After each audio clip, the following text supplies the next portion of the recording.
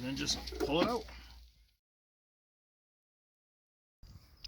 Alright, so it's springtime and it's time to change the strut assemblies here on the Town & Country. This one already came out of the other side. I'm going to show you guys how to take the one out of this side, how to put them back in. This is a 2005 Chrysler Town & Country, but this video will cover 2001 to 2007 Town & Country, Dodge Caravan. I think they had a Chrysler Voyager in Europe or whatever from 2001 to 2004, so it'll probably cover that as well too. And the procedure is similar on all of these styles. Using anyways in the video is obviously a jack stand, a jack. You know, I use an old rotor for a jack stand base. They come in kind of handy. So that way the car is already up in the air. It's already stabilized. That's the number one thing. Just make sure you have a wheel chock. Or a piece of wood to hold your back tire. I just want to make sure you guys are safe. You're going to be doing this stuff in your driveway. Just be smart about it. So anyways, the tools that I'm going to be using, the impact is not required. It's not necessary to do the job. It just makes it a lot easier if you have access to one. If you don't, no big deal. Just get yourself a, you know, 1/2-inch drive ratchet. But as far as wrenches, I got a 10mm ratcheting wrench. It doesn't have to be ratcheting. It just makes the job a lot easier. 13mm ratcheting wrench. You could do it with a 13mm socket and ratchet if you had to, but this makes life easier. An 18mm open end, a 21mm. We're going to be using the box end on this. We're going to be using 18mm socket, a 19mm socket, and a 21mm socket, an extension, a torque wrench to retorque the lug nuts afterwards, and I'm going to be using a 3-pound hammer. You don't have to have a big hammer, but this makes life easier. So we're going to go ahead and pop the tire off first here. Get this center cap off without breaking anything. We're going to be using our 19mm. Pop the extension on, remove the lug nuts.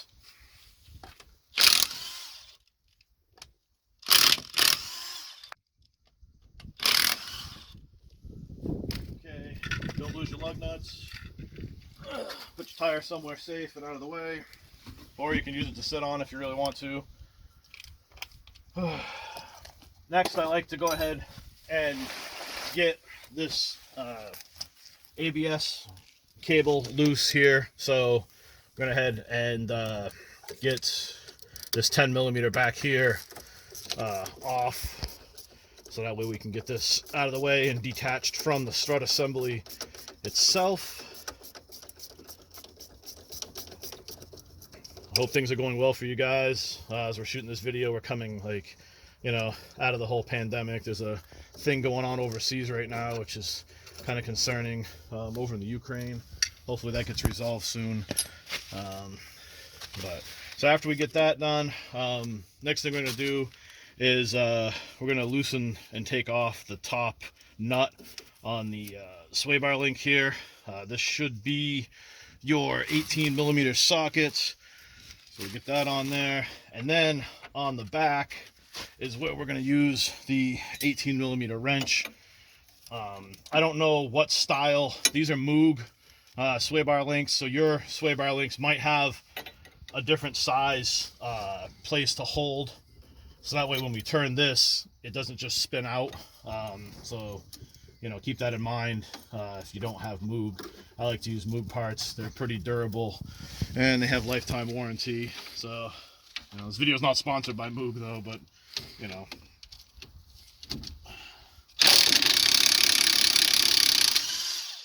This is where the impact comes in real handy. That's not a fun job right there without having the impact. All right, so then we're gonna go ahead. These are 21mm. So we'll go ahead and get these off. Put the 21mm wrench on this side to hold. And not the 18, Steve. How about the 21? Yeah, there we go. Get these off here. After you do this job, you're probably going to need to have an alignment, or at least check your alignment. Take it to the garage and have them check your alignment. You might actually need alignment, but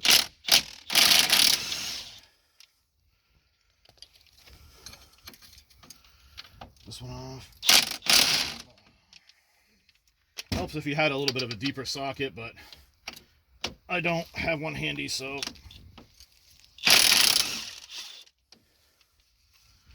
anyways, you want to thread your nut back on just to protect your threads. And then, oh, you know why? Because this is the nut off there. That's why it's not threaded on. So grab the right nut, thread it on there, just to protect it when you give these guys a little smack with a hammer, just to get them out. Then once they're loose, they should pop right out. So that frees the strut assembly. Then we're going to go up top with our 13 millimeter up in here. So we want to loosen these up. The ratcheting wrench comes in handy because you got these guys way back in here. Kind of hard to see, but they're back there. There's 3 of them, 1, 2, 3. It'd be kind of tight to get in there with a 13 millimeter socket and a ratchet, but I guess if you had to, you could.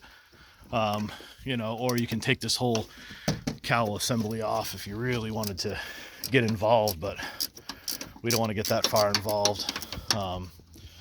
Just get those loose and you should be able to just turn them out by hand, reach back there and get them. Don't drop the nut, because it makes it real fun to try to find it if it doesn't hit the ground.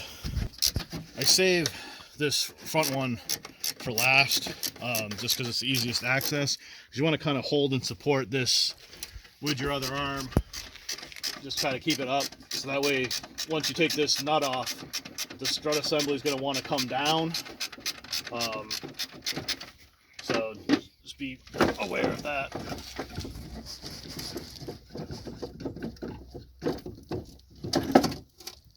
There you go. So you want to just let it come down, and then just pull it out. And there you go. So I am going to show how to put it back in and put everything back together, but in this part of the video I just want to say, if this video has helped you at all so far, let me know in the comments. I appreciate it if you hit the thumbs up button, give the video a like, maybe subscribe to the channel if you have one of these vans, or if you have a Trailblazer. I got some videos on that as well. I got some other cool videos if you're into car audio. We do a lot of cool things on the channel, but yeah, we're going to bring these to the parts store, get them swapped out because these are under warranty. Back from the parts store here, we got the new Monroe quick struts that we were able to replace under warranty. You can see it's kind of like a night and day thing. When you're putting these in, just remember the left is the driver's side.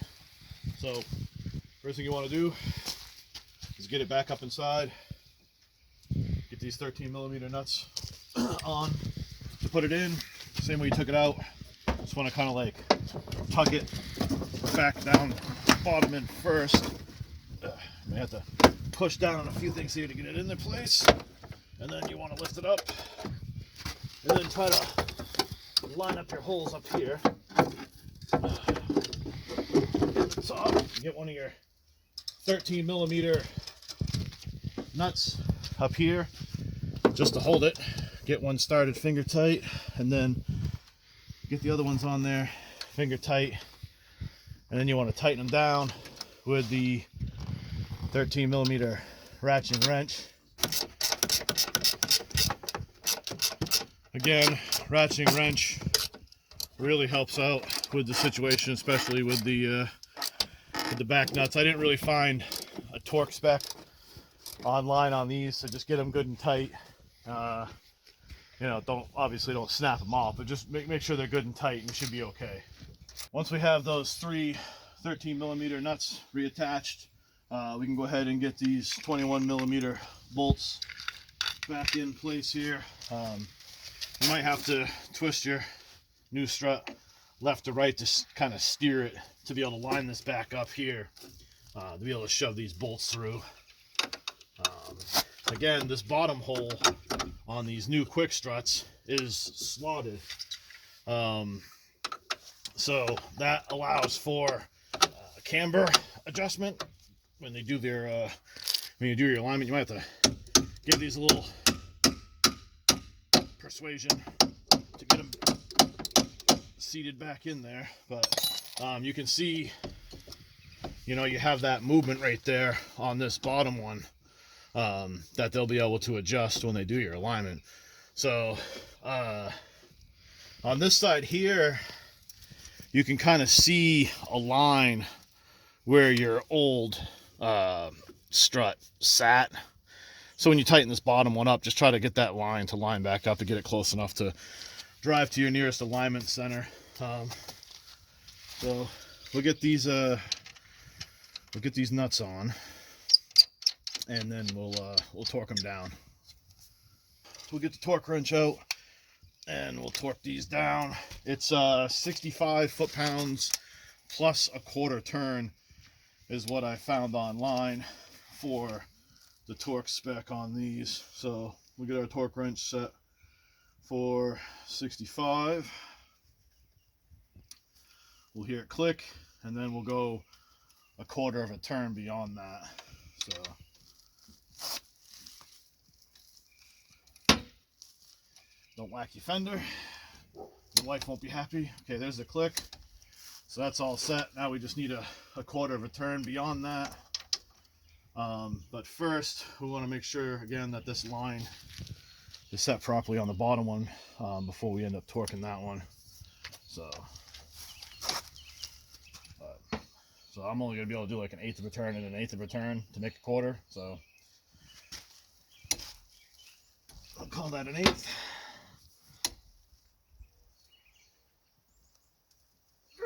I'll call that another eighth. All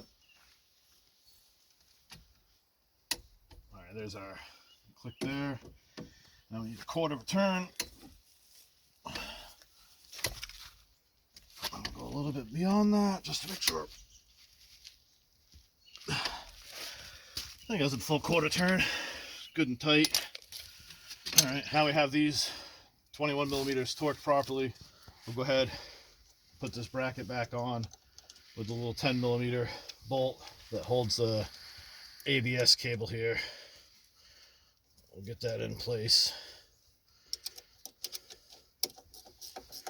Again, this is where ratcheting wrenches come in handy. But you can probably get in there easily with a 3/8 or a quarter-inch drive even, because it's only a 10 millimeter bolt. It's not like it's anything huge. So, and just want to snug that up. No need to go crazy on it.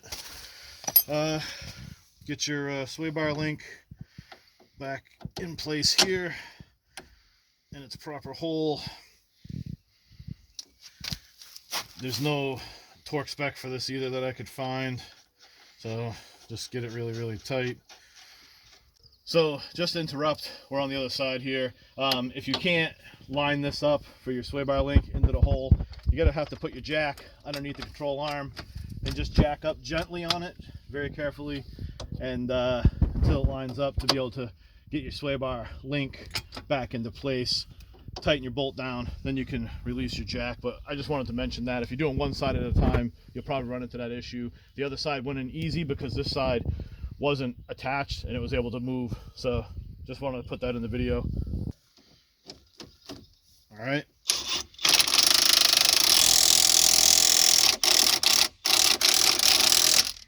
Good and tight. Wrench out of there. She's in there. All right, so everything's all back together now. It's just a matter of putting the wheel back on, torquing the lugs nuts back down. Our manual, I think it's like 105 foot-pounds, but you can check your manual just to make sure. Again, if the video helped in any way, let me know in the comments. Let me know how many miles your van has on it. This one just turned 288,000 miles. 288,000 miles with the original engine and transmission. Nothing but routine maintenance, oil changes, that type of stuff. Hope you guys have a good day, and thanks for watching.